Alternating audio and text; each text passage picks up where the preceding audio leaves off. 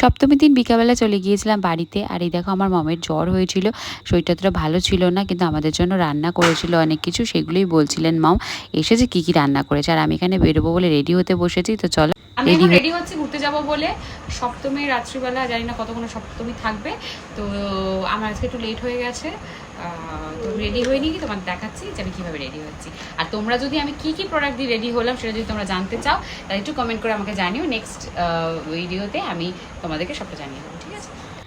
আর এই দেখো এখানে মম আমাদের ডিনার দিয়ে গেছে। ডিনারে আমাদের জন্য মম বানিয়েছিল চিকেন রেজালা আর নান।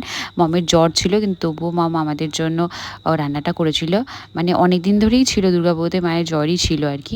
তো তারপরে দেখো রেডি শেডি হয়ে বেরিয়ে গিয়েছি আমরা প্রথমে এসেছি হচ্ছে কি টালা প্রত্যয়। ভেবেছিলাম যে একটু রাত হয়ে গিয়েছে, 10টার মতন বেজে গিয়েছে, তো যাবো না টালা প্রত্যয়, কিন্তু তবুও আমাকে উনি বললো আর ভাই বললো কি যে না না চলো, তো ভাবলাম কি যে ঠিক আছে যাওয়া যাক।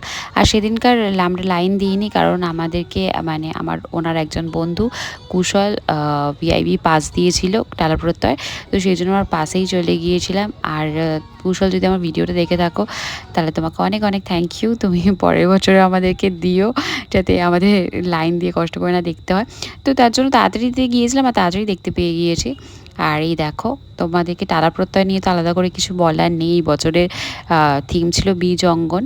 আর সবাই দেখেছে আর কি, আলাদা করে সত্যি কিছু বলার নেই। আর আমি না অনেক প্যান্ডেলে গেলে বুঝতে পারি না যে এই প্যান্ডেলের থিমটা কী আছে, হয়তো আমার সঙ্গে এখানে অনেকেই একমত হবে, কারণ শিল্পীরা নিজস্ব চিন্তাধারা দিয়ে সেই থিমটা তৈরি করেন, আমাদের মতন সাধারণ মানুষরা অনেক সময় বুঝতে পারে না, কিন্তু এই প্যান্ডেলের থিমটা কিন্তু অনায়াসেই বোঝা যাচ্ছে, আমাদের মতো মানুষরাও কিন্তু বুঝতে পারবে। আর আমি তো প্যান্ডেল দেখতে দেখতে আনবো না, আর হঠাৎ একটা উলুধ্বনির আওয়াজ পেল।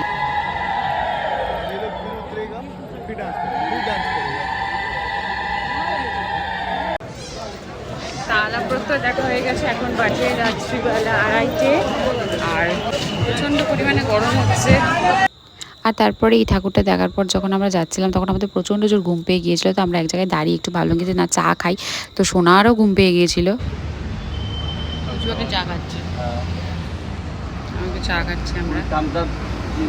সোনা কোনোদিনও চা খেতে জানে না, কিন্তু সেদিনে ওর এত জোর ঘুম পেয়ে গিয়েছিলো, ও বললো সত্যি আমিও চা খাবো, কারণ আমার প্রচণ্ড জোর ঘুম পেয়ে গিয়েছে। আর তারপরে সাউথের দিকে আসার সময় মানে শিয়ালদা স্টেশনের কিছু কাছেই আর কি এই প্যান্ডেলটা পড়ে। এখানে মানে প্রতি বছরই যাওয়ার সময় আমরা এটা দেখে যাই, এখানে একটা মেলাও বসে, কিন্তু সেদিন অনেক রাত হয়ে গিয়েছিলো, 3:30 4টার মতন বেজে গিয়েছিলো, মেলাটা বন্ধ ছিল। একটা পিছনে দেখো মায়ের মূর্তি, শিয়ালদায় একটা মণ্ডপে এসেছি, অনেক ঘুরে ঘুরে ঘুরে ঘুরে দেখো সোনা পুরো টায়ার্ড হয়ে গেছে, ওখানে বসে আছে। চলো তাহলে তোমাদেরকে একটু পরে দেখাচ্ছি কোথায় যাই। শিয়ালদাতে এই প্রতিমাটা দেখার পর আমরা বাড়ি চলে এসেছিলাম, কারণ আমাদের প্রচণ্ড ঘুম পাচ্ছিল, যেহেতু সপ্তমীর দিন ছিল সেদিনে, আর সকালবেলাতে দুয়ারে ফোটার কারণে অনেক ভোরে উঠেছিলাম।